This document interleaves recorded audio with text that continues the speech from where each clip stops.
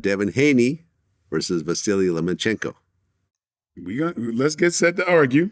Okay. Because if you check that out, I was a little close to that because if you ever looked at the documentary on the Lomachenko versus Devin Haney, okay, you might recognize the voice of the narrator. Oh, you narrated it. Yeah. Aha. Yeah. Okay. All right. Yeah, okay. So I'm talking to an expert right now. Right. And I was ringside. And you were ringside. Yeah. So you saw the whole thing. Saw the whole thing. People were very upset. Devin Haney won it clearly. Boosie said that boxing is rigged.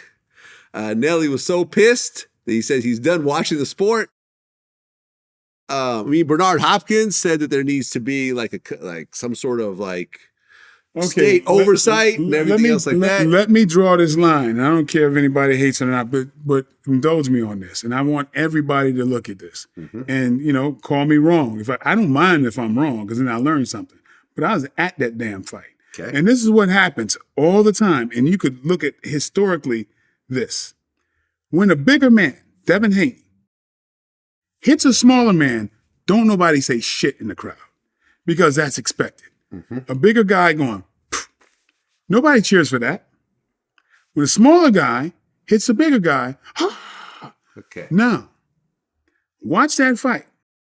Devin Haney is going, pff, pff, pff, pff, pff, pff, right?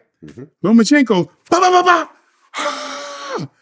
If you show the highlights of the fight, I swear on everything, you are never going to see a piece of anything that Devin Haney did because that shit is not exciting.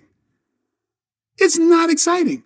But he hit him 20 times to 5 exciting times. So you are seeing the smaller dude do some slick shit, duck, boom, boom, and that shit is fire. That shit is fire. But, he does that and then it's like,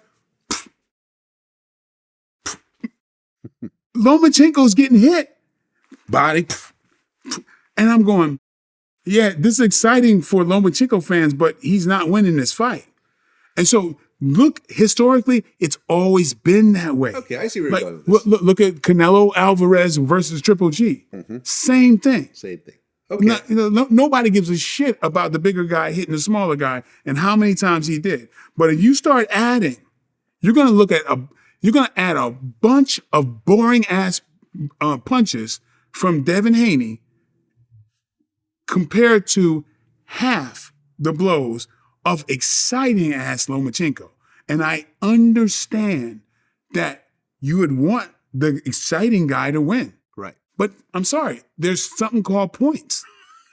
And I know, I would have it's just the way it is. Right. And you say that based on that, Haney got more points, which is why he won. He got more points. Decision. It's not exciting. It's not exciting. Not exciting. Mayweather fights aren't exciting, but he always wins on the points. I think they're exciting because the skill level in slipping punches to me is exciting as shit. Okay. But for the average person watching, Mayweather has relatively boring fights. There's rarely any knockdowns. There's really never knockouts. And he always wins on the points. No, you're talking about the last salvo of his fights. I mean, he's fought everybody. And he fought everybody. He destroyed everybody. The most dangerous people Floyd fought, he clowned them. Right. But he didn't knock him out, is what I'm saying. No, but he wasn't. It's going to be hard to knock out Canelo Alvarez. Right. But he made him run into the corner. Oh my God. I watched that thing over and over. Where he ran into the corner of the ring. And the thing about, everybody was always talking about Pacquiao. Stop. The Canelo fight was more exciting. Stop. See, what happened is Pacquiao wasn't going to get knocked out. He didn't want to get knocked out. So you see him as like a Tasmanian devil, doing all that. He wasn't doing that with Floyd because he knows Floyd was like, come on, get some of this. And he's backing up. And he knows that he comes and he runs into something with the bigger man being Floyd, he going to be laid the hell out. Just like, it's going to be a repeat of Marquez. Mm-hmm. So people were trying to say Floyd was running. No, it was Pacquiao that wasn't fighting. Because if he wanted to just, abandon everything and just go winging at him, he could have, but he knew better. Right. So basically, you agree with the judges on this, that Haney beat Lomachenko. I would challenge everybody to look at the fight again, and maybe there's something that they could learn from it. I get what they're saying. And I empathize. You don't want the boring fighter to win, but you're not paying attention to the big. Nobody pays attention to that. Like when Riddick Bowe is fighting Holyfield. You think anybody's cheering Riddick Bowe for landing on Holyfield? Not one cheer. You just don't do that. We just naturally do not. We don't celebrate the big guy hitting the little guy. We never do. Okay. Only with Ali, because people don't realize he's always usually the bigger guy in the ring. Well, he wasn't bigger than Foreman. 4 pounds different.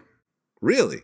4 pounds different. But for whatever reason, he was presented as the bigger guy. Yes, it's narrative things. Okay. 4 pounds. See, that's why George Foreman is fighting a guy that's his size. Look at their legs.